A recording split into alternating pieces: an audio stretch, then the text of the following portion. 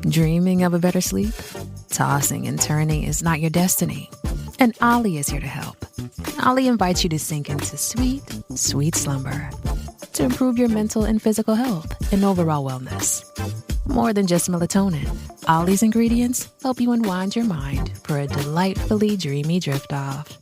Sleep is on the way at Ollie.com. That's OLLY.com.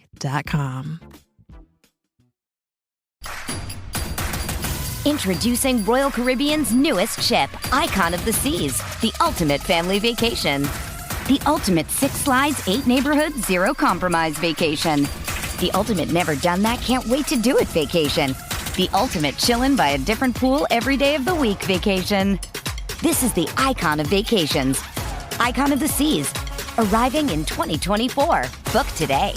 Come seek the Royal Caribbean. Ships Registry, Bahamas. This is Optimal Health Daily, episode 2493, The Most Common Cause for Overeating and How to Overcome It, by Lizzie Merritt with tinybuddha.com. And I'm Dr. Neal Malik. Happy Saturday. Thank you so much for being here and welcome back to Optimal Health Daily, where I act as your narrator of the best health and fitness blogs, all for free. Now, earlier this week, I read to you a post that discussed whether foods can be addictive. In that post, and in my commentary after, I talked about overeating.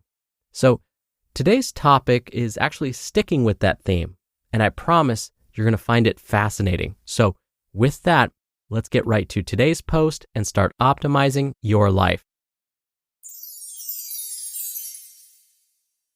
The Most Common Cause for Overeating and How to Overcome It, by Lizzie Merritt with tinybuddha.com. Quote, "When we run from our feelings, they follow us, everywhere." Martha Beck, PhD. I've tried paleo, the 4-hour body, even Body for Life. I've tried intermittent fasting. That was no fun.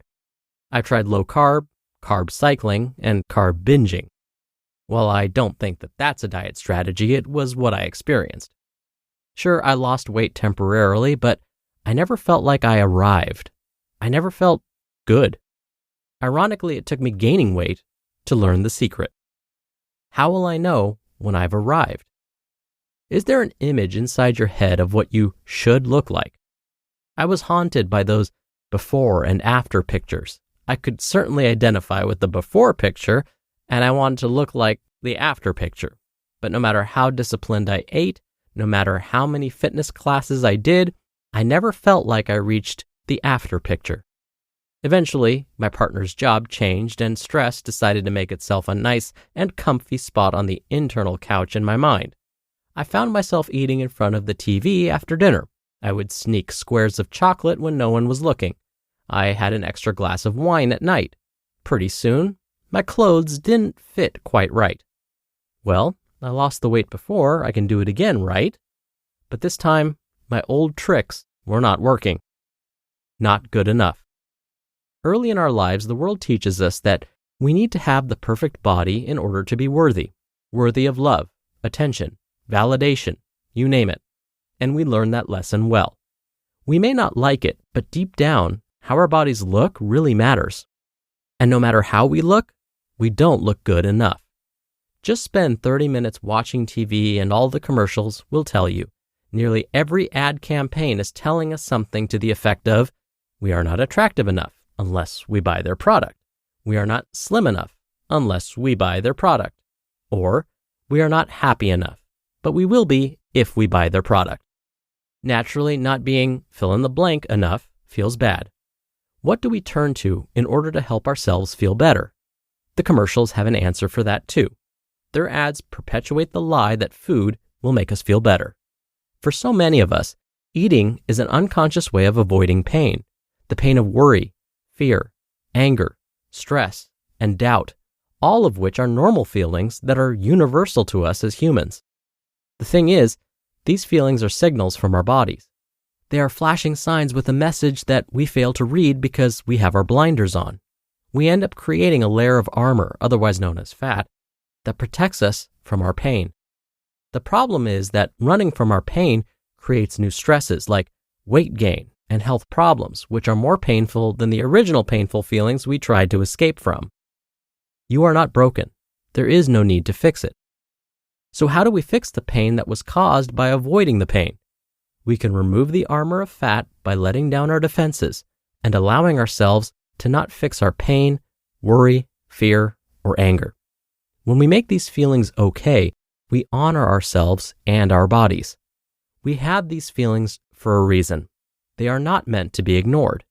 If we let ourselves really feel those painful emotions, we can then start the process of letting them go instead of stuffing them down our throats.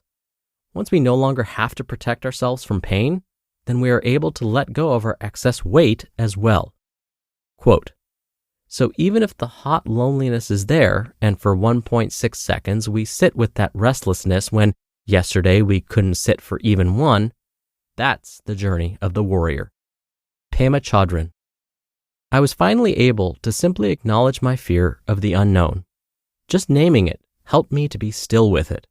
I began to realize that it was not my extra weight that was the problem. My fear of the unknown was the disease that caused the symptom of gaining weight. Gradually, I began, and am still learning, to appreciate my body for showing up for me. If I want to stand up, my legs work. If I want to eat, my insides digest my food. If I wanted to see, I open my eyes. For me, acknowledging my feelings is the key to loving my body and letting go of unhealthy weight. Letting go practice. Try this quick visualization technique to practice honoring your feelings and letting them go. Take a deep breath. Try to name what it is that you are feeling. Just naming it helps. Feel where that feeling resides in your body.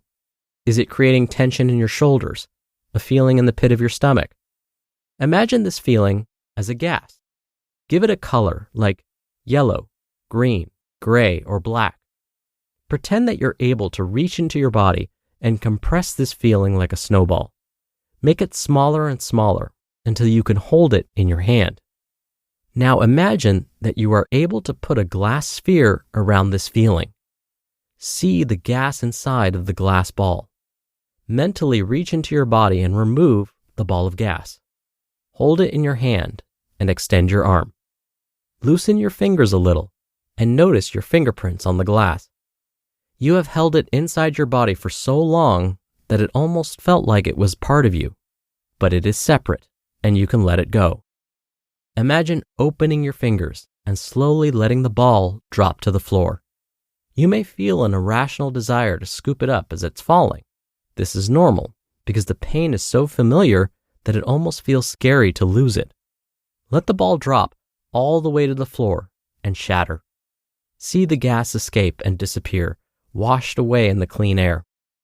This may take some practice since we're often good at letting go and then grabbing our fears back so we can dwell on them. Stick with it.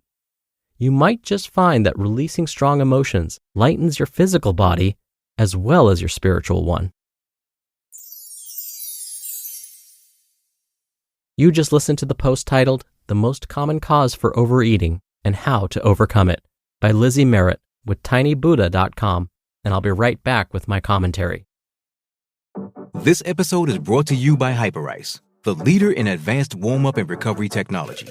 They have tons of innovative products, like Venom-heated wearables to help soothe sore back muscles, Normatec compression boots to speed up recovery and increase circulation, and Hypervolt massage guns to improve mobility.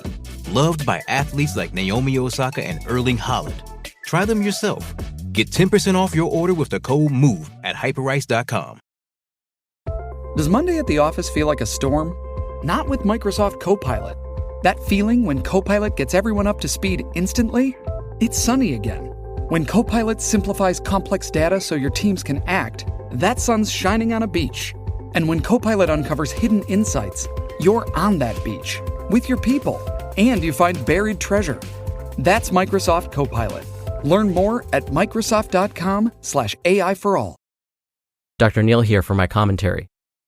If you happen to listen to my commentary from the post about food addiction earlier this week, you may remember me talking about cognitive behavioral therapy.